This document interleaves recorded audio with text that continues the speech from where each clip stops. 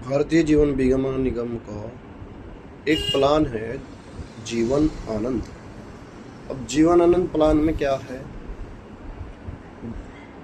Jeevan Anand plan में हम policy की टर्म जितनी लेते हैं उस पर पॉलिसी का समय सोड, बोनस सब वापस मिल जाता है, परंतु पूरी होने के बाद भी जितनी की हमने पॉलिसी ली थी उतने की पॉलिसी LIC के द्वारा आजीवन चलाई जाती है, उसका प्रीमियम हमें नहीं देना पड़ता। एक उदाहरण समझ लीजिए।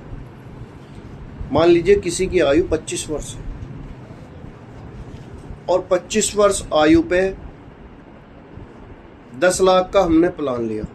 वैसे कम से कम 2 लाख का प्लान ले सकते हैं, लेकिन हमने 10 लाख का प्लान लिया। 10 लाख के प्लान की लगभग 50,000 रुपये प्रीमियम पड़ेगी ईयरली। 21 साल तक हमें जमा करनी है लगातार। अब 10 लाख के प्लान में रिस्क कवर जो होगा इसका, वो रिस्क कवर 12.5 लाख, 12.5 लाख का रिस्क कवर हो जाएगा 10 लाख। हमने 21 साल तक लगातार एक किस्त जमा कर दी। 21 साल बाद 10 लाख रुपए प्लस बोनस प्लस FAB ये हमें मिल जाएगा और इसकी रकम 20 लाख से अधिक होगी। अब हमें आगे 21 साल के बाद